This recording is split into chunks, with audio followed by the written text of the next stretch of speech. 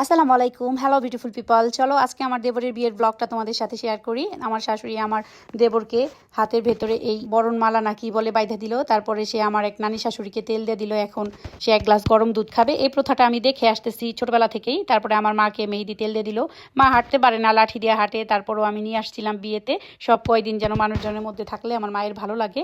পরে মেহেদিকে একটু হাইটায় দিল মা। আমার শাশুড়ি একটু ইমোশনাল হয়ে গেছে, মা একটু কান্নাকাটি করতেছে। তো সবাইয়ের মাথায় তেল দিয়ে গরম দুধ খেয়ে বিসমিল্লা বলে এখন বিয়ে করতে চলে যাবে আমার দেবরে। আসলে এই প্রথাটা কেন আমি আসলে জানি না, মায়েরা অনেক ইমোশনাল হয়ে যায় এটা একটু একটু বুঝি, যেহেতু আমারও ভ্যারি সুন বেবি হয়েছে, ছেলের মা হয়েছি আমি। মানে মায়েদের একটা ইমোশনাল কর্নার থাকে, বউ এসে গেলে হয়তো বা এরকম কিছু, আমি আসলে অতটাও জানি না। তারপরে বিসমিল্লা বলে সিঁড়িটা নিচে নেমে গেল, তার একমাত্র বইনের জামাই আর বিয়াই একদম নামাই নিয়ে আসলো মেহেদিকে। অনেক সুন্দর লাগতেছে মাশাল্লাহ। এগুলা সব ভিডিও আমি দিচ্ছি। বড়াপুকে আবার বললো খালাম্মারা পেছন পেছন আসতেছে আগায় দিতে, আমার 3 খালা শাশুড়ি পেছনে। তারপরে বিসমিল্লা বলে একদম আমাদের গেটের বাইরে বের হয়ে আসলো। আর ওই যে দেখো ডালা, ওগুলা হয়েছে মেয়ের বাড়ি পাঠানো হবে মিষ্টি পান। তারপরে যে আমার বড় যা, এখানে আমার ফুপু শাশুড়িরা, আমার আব্বা সবাই অপেক্ষা করতেছিল। তারপরে আমার ননসরা ছিল, সবাই আর কি গাড়িতে তুলে দিবে। আর আমার বিহাইন্ড দ্য সিন তোমাদের দেখাবো। আমাদের গাড়িটা রেডি করানোর জন্য মনে ছিল না, পরে একদমই বের হওয়ার 15-20 মিনিট আগে কোনো রকম একটু রেডি করা হয়েছে। এত কিছু প্ল্যানিং করতে করতে গাড়ি রেডি করতে আমাদের মনে নাই। দেখো মাশাল্লাহ আমার একমাত্র কন্যাকে কত প্রিটি লাগতেছে, সে আজ সালোয়ার কামিজ পরছে। তো আমি গিয়েছি, সানজু গিয়েছে, একদমই মানে আমাদের যাওয়ার কথা ছিল না, লাস্ট মুহূর্তে বলছে তোমরা চলো। তারপরে আমরা দুজনও একদম ফকিন্নি মার্কা 3 পিস পরে এই যে চলে যাচ্ছি বরের সাথে। বরের ভাবি যাবে একদম শাড়ি পরে গোল টোল পরে ভাব সাপ মাঞ্জা মেরে, না তার হলো না, শাড়িও পরা হলো না, কিছুই করা হলো না। একদম ধূপ করে ড্রেসটা পরে গাড়িতে উঠে গেছি। আর কি মুরব্বীরা এক এক সময় এরকম করে যে বলাও যায় না, সহ্যও করা যায় না। তো আব্বা ছিল গাড়ির সামনে আর সানজুর একটু খারাপ লাগতেছিল, পরে সানজু মাঝপথে নামে আকাশের সাথে বাইকে জয়েন করছে। দেন আমরা মেয়ের বাসায় চলে আসছি। সবাই আমরা একদম দাঁড়ায় রয়েছি গেটের বাহিরে। দেখো সবাইকে এত প্রিটি লাগতেছে মাশাল্লাহ। এই তো আকাশ আবার নিজের গাড়িটাকে সুন্দর করে সাজায় আনছে, এটা দেখে আমার এত হাসি পাইতেছিল। বেচারার বিয়াতে গাড়ি গুড়ি কিচ্ছু সাজানো হয় নাই, বেচারার ধুপধাপ চলে আসছিল বিয়ে করে। কনের ভাবিরা আমাদের বরণ করার জন্য এখানে মিষ্টি শরবত নিয়ে আসছে। আমরা সবাই গেটের কাছে দাঁড়ায় রয়েছি, এটা একটা অন্যরকম অনুভূতি। এখানে একটু দুষ্টামি ফাইজলামি না হইলে আসলে বিয়েতে জমে না। তারপর আমাদের মুরব্বিরা ছিল, তেমন দুষ্টামি ফাইজলামি হয় নাই। আমরা একটু ওয়েট করতেছিলাম। আমাদের সবাইকে মাশাল্লাহ শাড়ি না পরেও প্রিটি লাগতেছে আলহামদুলিল্লাহ। তারপরে এই তো আমার দেবর দিয়ে কেটে দিল।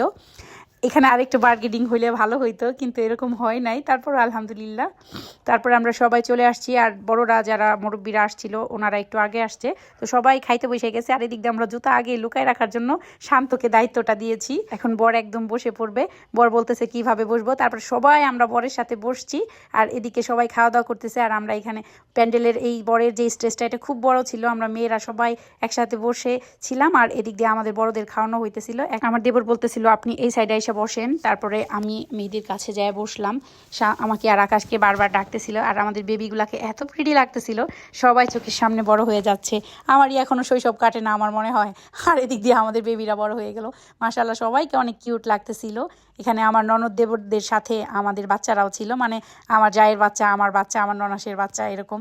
পরে সবাই আসছে শরবত নিয়ে, ভাবিরা, ওই বাড়ির ভাবিরা। আমরা না শরবত খাইতে যাই, জিততে গেছি। এই ভিডিও ক্লিপসটা ওরা কেন নেয় নাই বুঝলাম না। এরপর আমরা একটু একটু করে এই মিষ্টি সব কিছু নিয়েছি। দেন আমাদের খাবারের জন্য ওয়েট করতেছি, খাবার এখনই নিয়ে আসবে। আমাদের খাবার দিয়ে দিছে। আমি মেহেদিকে প্রথমে একটু বিসমিল্লা বলে খাওয়াই দিলাম, তারপরে আমি আকাশকে দিলাম এবং সবাই শুরু করে দিলাম। আমি উঠায় উঠায় সবাইকে দিতেছি। এত ভালো ছিল আলহামদুলিল্লাহ খাবারটা, শুকুর আলহামদুলিল্লাহ, আল্লাহর কাছে হাজার শুক্রিয়া। আর আমাদের বিয়ের প্রোগ্রামে আল্লাহর রহমতে কোনো রকম কোনো ঝামেলা হয় নাই, ঝামেলাবিহীন একটা বিয়ে, আল্লাহর রহমত। বিয়েতে কোনো ঝামেলা না হওয়া মানে আল্লাহর রহমত। খাবার খুব মজা ছিল, আমরা খুবই এনজয় করে খাচ্ছিলাম।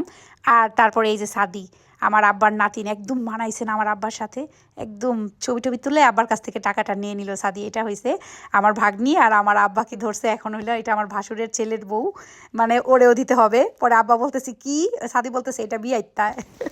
এরপর আব্বা বলতেছে কি এটা বিয়াইত্তা নিয়ে এটা দেওয়া যাবে না। এরপরে আমরা খাওয়া দাওয়া শেষ করে বর বউকে একসাথে আইনা হলরুমে বসানো হয়েছে, সবাই একসাথে বসছে। তারপরে বউকে একটু উঠায় নিয়ে যাওয়া হয়েছে। আমরা আসলে বিয়েটা আগেই পড়াইছিলাম বাহিরে, তাই ওইভাবে আর অন্য কোনো ঝামেলা হয় না। এটা কিন্তু খুবই ভালো একটা জিনিস যে বিয়েটা আগে করায় রাখলে বিয়ের দিন মানে প্রোগ্রামের দিন আর কোনো ঝামেলা হয় না। আমরা ওয়েট করতেছিলাম সবাই চলে যাব। এখন আমরা আমাদের নতুন বউ নিয়ে চলে যাব। এই মুহূর্তটা পৃথিবীর সব থেকে কষ্টকর মুহূর্ত মেয়েদের জন্য। মেয়েরা আসলে এই যে বাড়ি ছাড়ে, এই ছাড়া কিন্তু একদম সত্যি অনেক দূরে চলে যাওয়া।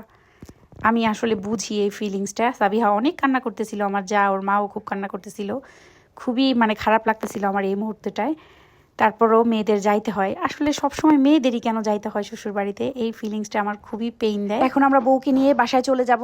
অবশ্যই নেক্সট ব্লগে আবার তোমাদের সাথে আমার গল্প হবে। ভালো থাকো তোমরা সবাই সেই পর্যন্ত। আল্লাহ হাফেজ, আসসালামু আলাইকুম।